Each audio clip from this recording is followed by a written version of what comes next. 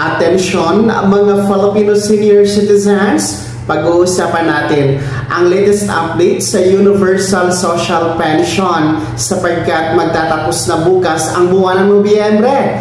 Ito ba ay magaganap na? Batas na ba ito? Magsisimula na ba ito bago magtapos ang 2025? Lahat ng yan pag-uusapan natin dito sa video.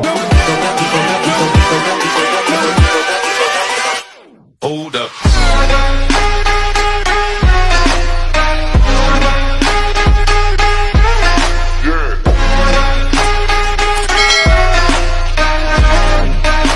Hello mga ka-vlogs! Welcome dito sa aking YouTube channel. Magandang araw po sa lahat ng mga manonood.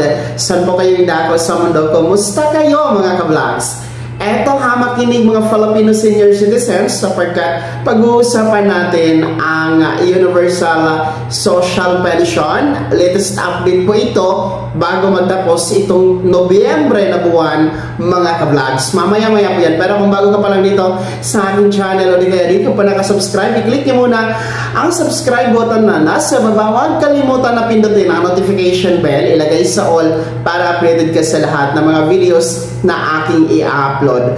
So eto na nga po ang ating pong Universal Social Pension na paalala sa lahat. Bill pa lamang po ito, panukala pa lamang. Yan ang pinaka-latest update mga ka-vlogs. At sa kasalukuyan, nakabinbin pa rin po ito dyan sa Senado. No? At inaasahan na nga po natin na magpapatuloy ang hearing dito at positibo po ang magiging resulta, no? Aaprubahan ng ating mga senador diyan sa Senado. Doon nagkaroon na po ng hearing, no? Ang Universal Social Pension Bill. Nagkaroon na po ito ng hearing mga ka-vlogs sa pangunguna po ni Senator Risa Hontiveros na isa sa mga may akda ng nasabing panukala. Kasama po si Senator Erwin Tolfo. And ito nga po ay naganap noong si Dr. Mary Jane Loreche pa ang ating NCSC chairperson bago po ito pinalitan ni Atty. Merceditas Gutierrez sa ngayon bilang chairman ng NCSC. So kahit pa paano nagkaroon na po ito ng pagpupulong at hearing dyan sa Senado at ayon naman po sa ulat ng NCSC, positibo naman po ang nagiging tugon ng ating mga senador, no, dahil nga po dito sa panukalang ito at inaasahan natin itong tatalakayin muli at magiging prioridad sa susunod o pagbabalik sesyon ng Senado. Sa ngayon kasi mga ka-vlogs, medyo hindi tayo makakaasa na magkakaroon ito ng pagbabago sa hearing, no? Hindi ito mahahabol bago magtapos ang buwan na ito kasi nga bukas November 30 na tayo, magtatapos na ang Nobyembre at kahit Disyembre malabo ito kasi nga po sa long Christmas break, early Christmas break ng ating mga senador dyan sa Senado, no? And magbabalik nga po ang sesyon next year pa, 2026 na, no? So sana magiging prioridad ito.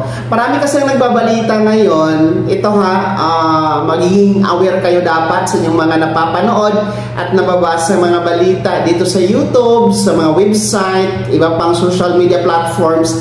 Kasi ang daming mga nagbabalita, no? Nakikita ko na kanila pong sinasabi na aprobado na ang Universal Social Pension Bill. Magsisimula ng mamimigay at makakatanggap na ng tig-1,000 piso, meron pa ng 2,000 piso dito sa ilalim daw ng Universal Social Pension. Naku po, huwag kayong maniwala dyan, no? Dahil uulitin ko, panukala pa lamang ang Universal Social Pension. Bill pa lamang po ito at nasa Senado pa nga po. Kaya hanggat wala pong abiso at anunsyo ang NCSC, huwag kayong maniwala na di umano ito ay batas na. Anyway, kung magiging batas naman po yan mga vlogs, makakaalam po ang lahat ng mga senior citizens dahil ibabalita po yan una sa mga national media networks. Ilalathala po yan sa mga pahayagan at syempre, i-anunsyo na iyan ng National Commission of Senior Citizens bilang tagapangasiwa at tagapamahala po ng mga benepisyo ng ating mga seniors, kabilang na nga po ang Universal Social Pension kung magiging batas. So yan po ay magbibigay ng buwanang pensyon sa lahat ng mga pensyonado, walang pinipili. Ang propose po niyan, 1,000 piso bawat buwan. Pero meron din po proposal dyan sa Senado ni Senator Hontiveros na 1,500 monthly, while yung kay Senator Erwin Tulfo naman is 2,000 monthly, no? Pero ayon sa NCSC, mas realistic po ang 1,000 piso buwanan para naman po hindi aaray ang ating ekonomiya at iba pang sektor, kasi malaking halaga ang kailangan dito kung ipapatupad dito. No?